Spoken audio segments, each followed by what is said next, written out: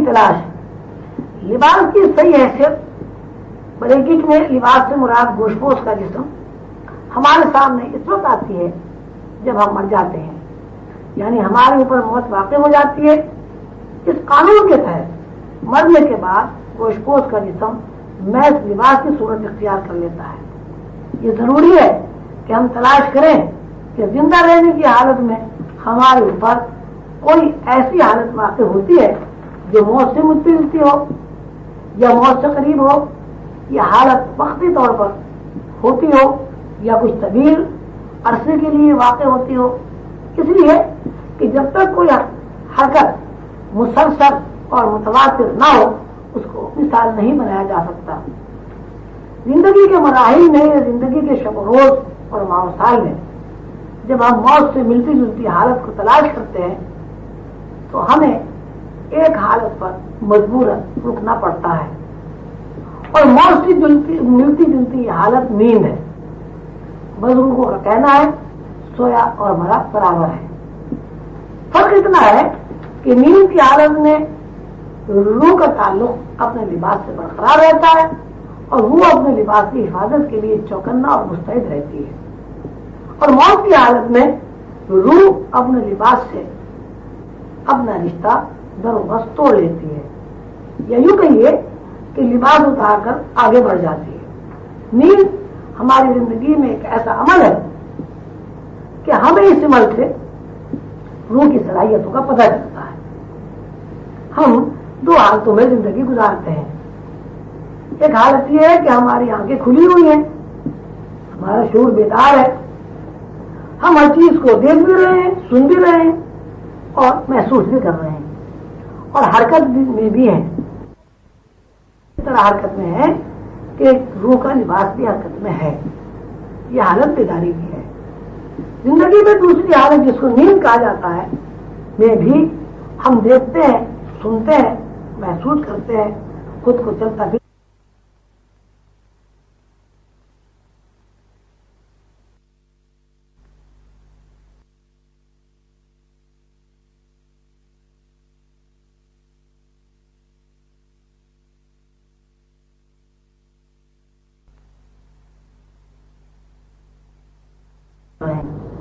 اور حرکت میں بھی ہے. اس طرح حرکت میں ہے کہ روح کا لباس بھی حرکت میں ہے. یہ حالت بیداری کی ہے. زندگی میں دوسری حالت جس کو نیند کہا جاتا ہے میں بھی ہم دیکھتے ہیں، سنتے ہیں، محسوس کرتے ہیں، خود کو چلتا پھرتا دیکھتے ہیں، لیکن روح کا لباس حرکت میں نہیں ہے. روح کے لباس سے مراد گوشت پوش کا جسم ہے. اس عمل سے یہ ثابت ہوا کہ روح اس بات کی پابند نہیں ہے کہ وہ گوشت پوش کے ساتھ ہی حرکت کرے. روح گوشت پوش کے جسم کے بغیر بھی حرکت کرتی ہے. گوشت پوش کے جسم کے بغیر حرکت کرنے کے عمل کو خواب کہا جاتا ہے. خواب کے بارے میں بے شمار نظریات ہیں. کوئی کہتا ہے خواب محض خیالات ہوتے ہیں. جس قسم کے خیالات ہیں آدمی دن بھر مصروف رہتا ہے، اسی قسم کی چیزیں اسے خواب میں نظر آ جاتی ہے. کوئی کہتا ہے خواب ناآسودہ خواہشات کا عکس ہے. جب کوئی خواہش ناآسودہ رہ جاتی ہے اور اس کی تکمیل نہیں ہوتی تو وہ خواہش خواب میں پوری ہو جاتی ہے. اللہ قیاس بے شمار باتیں خواب کے بارے میں مشہور ہیں، اور ہر شخص نے اپنی فکر اور علم کے مطابق خواب کے بارے میں بہت کچھ کہا ہے. لیکن اس بات سے ایک فرد واحد بھی انکار نہیں کر سکتا کہ جس طرح روح گوشت پوش کے جسم کے ساتھ حرکت کرتی ہے اسی طرح روح گوشت پوش کے جسم کے بغیر بھی بعمل اور متحرک رہتی ہے. اس کے علاوہ اگر کوئی شخص یہ اعتراض کرے کہ خواب دیکھنا اور خواب میں کیے ہوئے اعمال اور خواب میں کی ہوئی حرکات و سکنات خیالی ہیں تو اس کی تردید ہو جاتی ہے. اس کی تردید اس طرح ہو جاتی ہے کہ ہر شخص ایک دو یا زائد بار ایسے خواب ضرور دیکھتا ہے کہ خواب دیکھنے کے بعد جب وہ بیدار ہوتا ہے تو خواب میں کیے ہوئے اعمال کا اثر اس کے اوپر باقی رہتا ہے.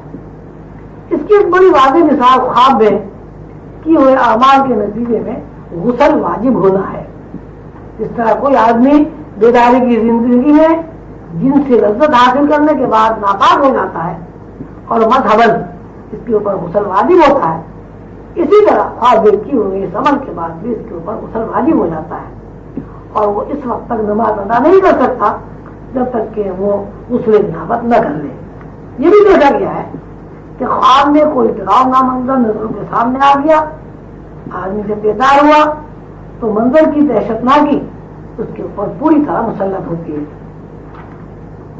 جس طرح کسی دہشتناک واقعے سے بیداری میں دل کی حرکت تیز ہو جاتی ہے، اسی طرح خواب میں دہشتناک چیز دیکھنے سے بھی دل کی حرکت تیز ہو جاتی ہے۔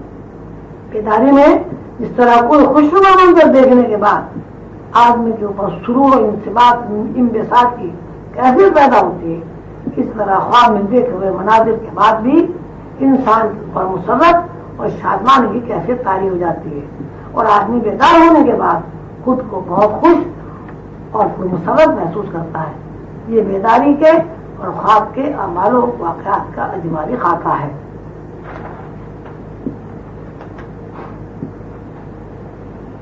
مثال سے یہ بات پوری طرح واضح ہو گئی کہ جس طرح بیداری میں کیے ہوئے اعمال اور بیداری میں سرزد ہونے والی حرکات انسانی زندگی سے براہ راست تعلق رکھتی ہیں، اسی طرح خواب میں کیے ہوئے اعمال اور خواب میں سرزد ہونے والی حرکات کا تعلق بھی انسانی زندگی سے ہے۔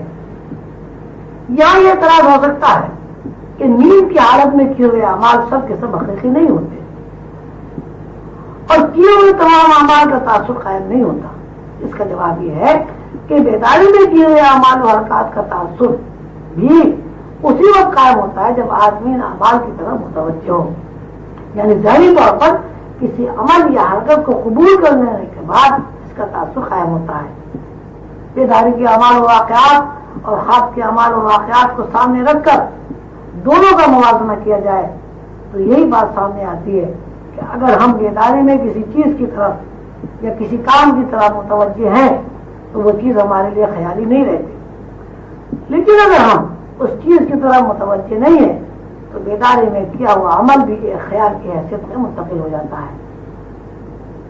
حضور قلم سے بابا فرماتے ہیں کہ یہ بات روزمرہ کے معاملات میں شامل ہے کہ ہم معاش کے حصول کے لیے گھر سے دفتر جاتے ہیں، گھر سے دفتر نکلنے کے بعد بس میں بیٹھتے ہیں، کنڈکٹر سے ٹکٹ خریدتے ہیں اور اسے پیسے بھی دیتے ہیں، اس سے بات بھی ہوتی ہے اور بس میں سفر کر کے یعنی مختلف بازاروں سے گزر کر دفتر پہنچ جاتے ہیں۔ دفتر پہنچنے کے بعد اگر کوئی آدمی یہ سوال کرے کہ کنڈکٹر کی کیا شکل و صورت تھی اور راستے میں گزرتے وقت آپ نے کیا کیا دیکھا، تو اس کے علاوہ کوئی بات نہیں ہوتی کہ آدمی یہ کہے کہ میں نے توجہ نہیں کی، باوجود ہے کہ اس کی آنکھیں کھلی ہوئی ہیں، وہ بس میں بیٹھا ہوا ہے، یہ دیکھ رہا ہے کہ سڑک کے دونوں طرف دکانیں ہیں، راستے میں چوراہے اور طرح طرح کے بورڈ آویزاں ہیں، لیکن چونکہ اس کی ذہنی مرکزیت صرف اور صرف دفتر ہے، اس لیے سفر کرنے کے باوجود اسے کوئی چیز یاد نہیں رہتی۔ اس کے برعکس ایک آدمی بس میں بیٹھتا ہے اور اپنی ذہنی توجہ اس بات پر مرکوز رکھتا ہے کہ راستے میں کیا کیا چیزیں موجود ہیں اور کس قسم کے حالات پیش آ رہے ہیں۔ ایسا مسافر دفتر پہنچنے کے بعد کافی وضاحت کے ساتھ یہ بتا دیتا ہے کہ راستے میں فلاں چیزیں میں نے دیکھی ہیں اور موجود ہیں۔ تفصیل بیان کرنے سے منشا یہ ہے کہ وہ خواب ہے یا بیداری۔ اگر حالات و واقعات کی طرف آدمی متوجہ ہے تو حاضر اس کو محفوظ کر لیتا ہے، ورنہ سب باتیں حذف ہو جاتی ہیں۔ یہی وجہ ہے کہ کتنی مرتبہ خواب کی بڑی اہمیت ہوتی ہے اور کتنی مرتبہ بیداری میں کیے ہوئے اعمال و حرکات کی کوئی اہمیت نہیں ہوتی۔ روحانی نقطۂ نظر سے اور آسمانی صحائف کی روشنی میں انسانی زندگی دو رخوں پر قائم ہے، ایک رخ بیداری اور دوسرا رخ خواب۔ انسان آدھی زندگی خواب کی کیفیت میں گزارتا ہے اور آدھی زندگی بیداری کی کیفیت میں بسر کرتا ہے۔ بیداری اور خواب کا موازنہ کرنے کے بعد بیداری میں کیے ہوئے اعمال و حرکات کا تجزیہ کرنا بھی ضروری ہے۔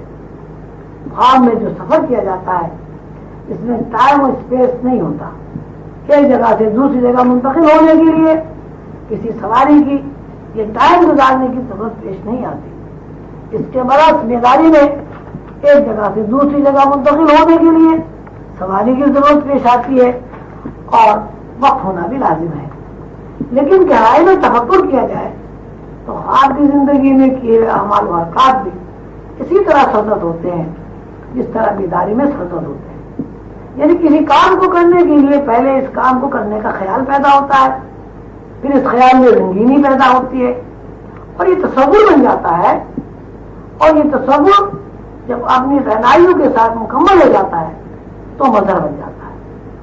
لوح قلم میں اس کی مثال اس طرح بیان کی گئی ہے کہ ایک آدمی مضمون لکھنے بیٹھتا ہے، جس وقت مضمون لکھنے بیٹھتا ہے اس وقت اس کے ذہن میں نہ مضمون کے اجزاء ترکیبی ہوتے ہیں اور نہ تفصیل، مگر وہ جس وقت لکھنا شروع کرتا ہے تو خود بخود ذہن میں الفاظ بننے لگتے ہیں، یعنی مفہوم لفظوں کی شکل میں ڈھل جاتا ہے۔ اب تین صورتیں ہیں، ایک یہ کہ مضمون کہیں موجود ہے، دوسری صورت یہ کہ مضمون جس مفہوم میں موجود تھا اس نے لفظوں کی صورت اختیار کر لی، اور تیسری صورت یہ ہے کہ لفظ کاغذ کے اوپر مظہر بن گئے۔ روحانی نقطۂ نظر سے اس مقام کو جہاں مضمون مفہوم کے ساتھ موجود تھا تحت الشعور کہا جاتا ہے، اور جب یہ مفہوم الفاظ کی شکل میں منتقل ہو گیا تو لاشعور بن گیا، اور یہی مفہوم جب عبارت بن کر کاغذ کے اوپر نقش ہو گیا تو اس کا نام شعور ہو گیا۔ روحانی زبان میں تحت الشعور کو ساختہ، لاشعور کو آیان،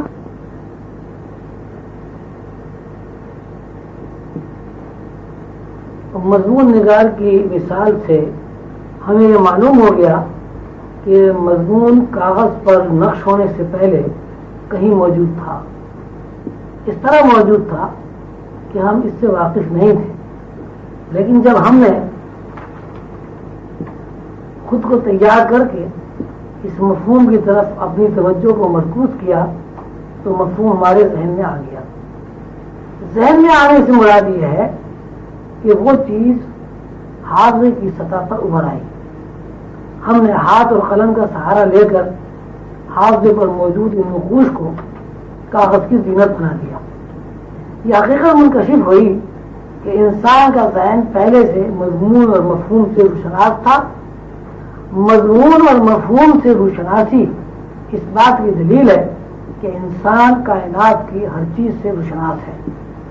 بات اتنی سی ہے کہ جن چیزوں کو وہ جانتا ہے، خواہ وہ دیکھنے کی وجہ سے جانتا ہو یا سننے کی وجہ سے جانتا ہو، اور کچھ چیزوں کو وہ نہیں جانتا لیکن وہ تمام چیزیں کہیں نہ کہیں موجود ہیں۔ ذہن انسانی اس بات سے آگاہ ہے کہ سننے کے عمل کے ساتھ یا دیکھنے کے عمل کے ساتھ کچھ چیزوں سے وہ واقف ہو جاتا ہے، اور جن چیزوں سے وہ واقف نہیں ہے ان چیزوں سے واقفیت پیدا کرنے کا تجسس اس کے اندر موجود ہے۔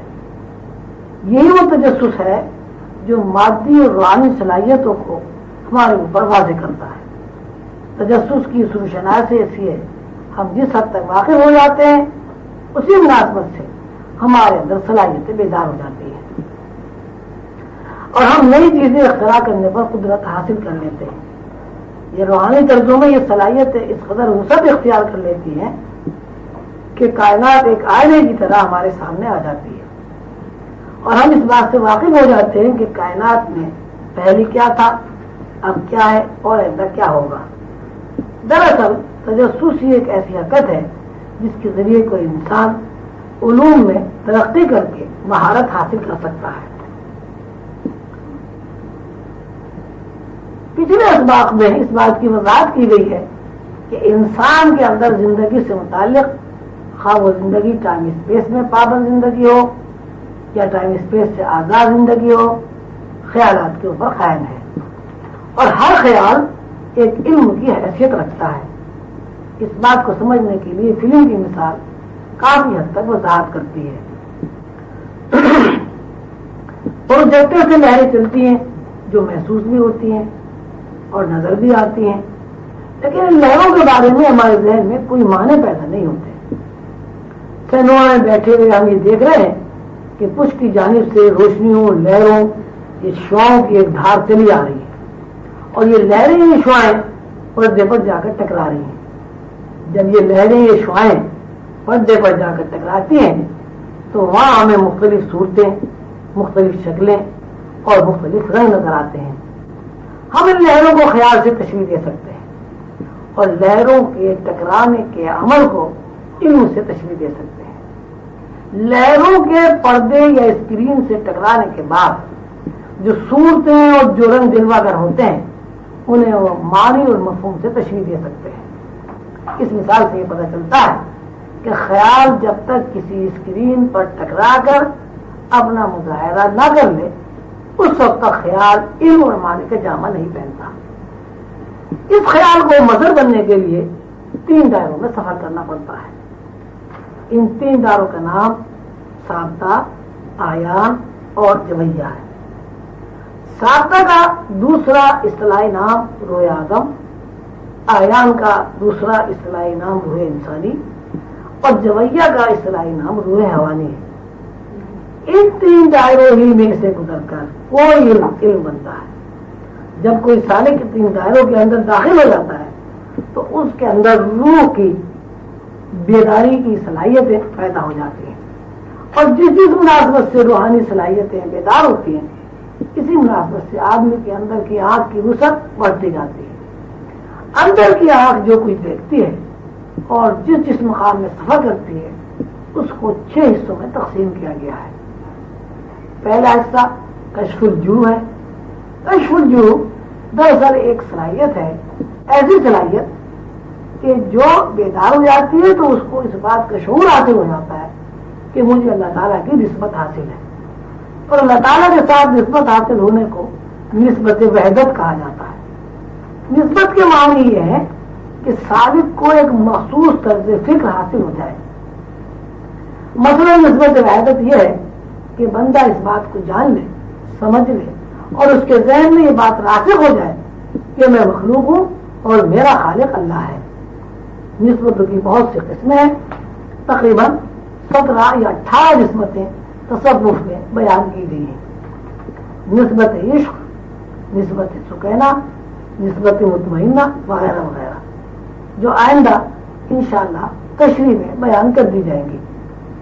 اس وقت پیش نظر نسبت وحدت ہے جب انسان کو اس بات کا یقین حاصل ہو جاتا ہے کہ میں اللہ تعالیٰ کی ذات سے وابستہ ہوں اور اس ذات کے علاوہ دوسری کوئی ذات خالق نہیں ہے تو اس کے ذہن میں پوری کائنات کا خاکہ ابھرتا ہے.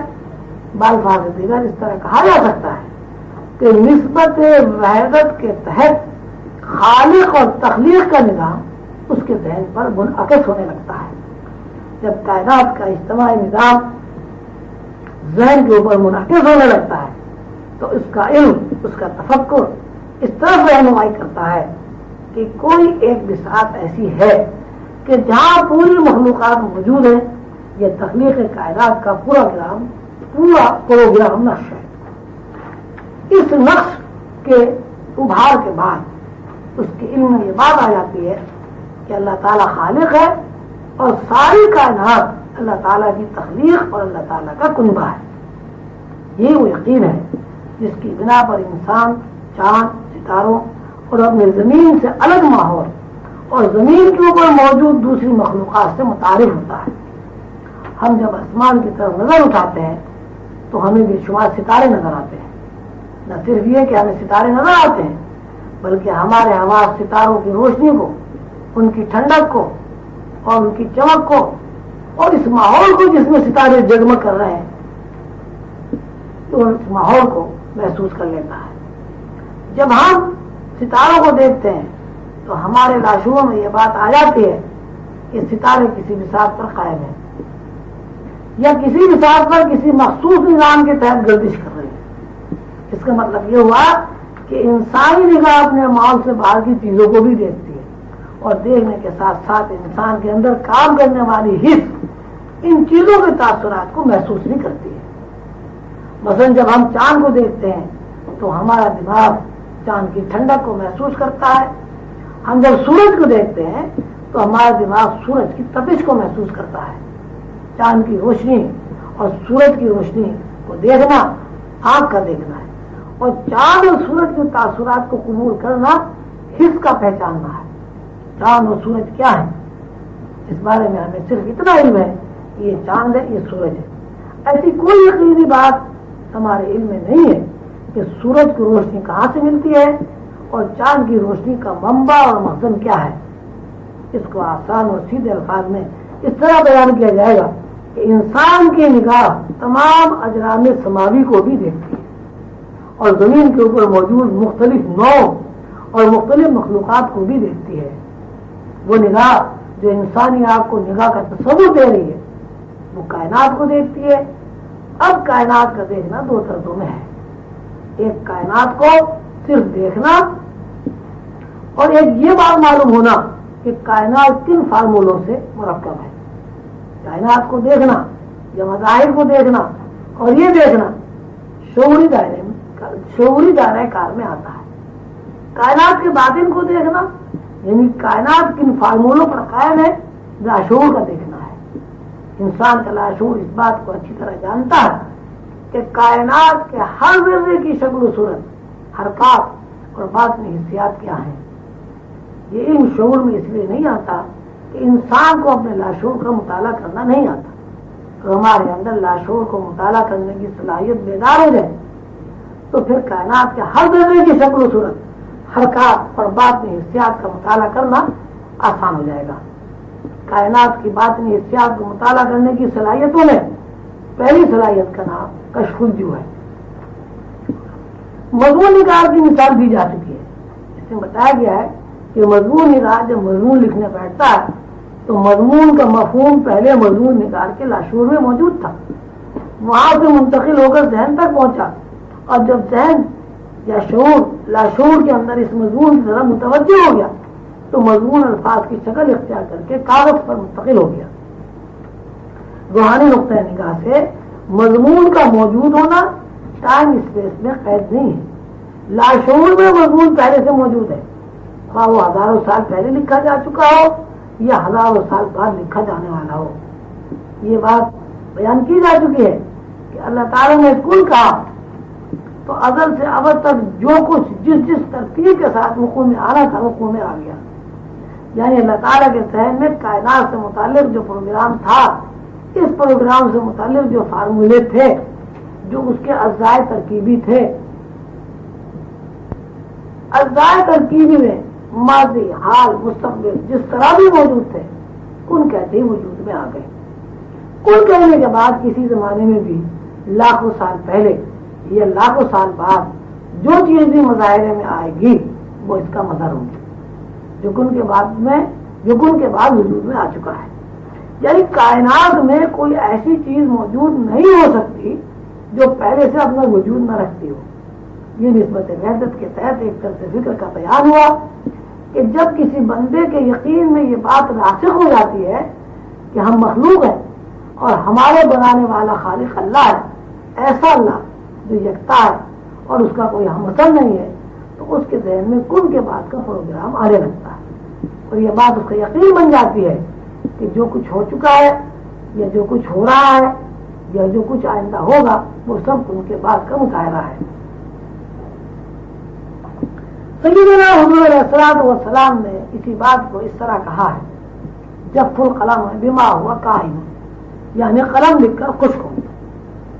نسبت وحدت جب گہری ہو جاتی ہے تو دوسری بات ہمارے اوپر منکشف ہوتی ہے کہ کسی بات کو صحیح سمجھنے کے لیے اور اس کی تہ تک پہنچنے کے لیے انسان کا غیر جانبدار ہونا ضروری ہے. اگر غیر جانبدار ذہن نہیں ہوگا تو مالی پیمانے میں مصلحتیں شامل ہو جائیں گی. ہر شخص کو دو طرز فکر حاصل ہیں یا ایک ہی طرز فکر کے دو زاویے حاصل ہیں. ایک زاویہ یہ ہے کہ آدمی اپنی ذات سے الگ ہو کر سوچتا ہے اور دوسرا زاویہ یہ ہے کہ آدمی اپنی ذات کو سامنے رکھ کر غور و فکر کرتا ہے. جو بندہ اپنی ذات کو سامنے رکھ کر تجسس کرتا ہے یا کسی مسئلے کو گہرائی میں سمجھنے کی کوشش کرتا ہے تو اس کے اوپر حقائق منتشر نہیں ہوتے.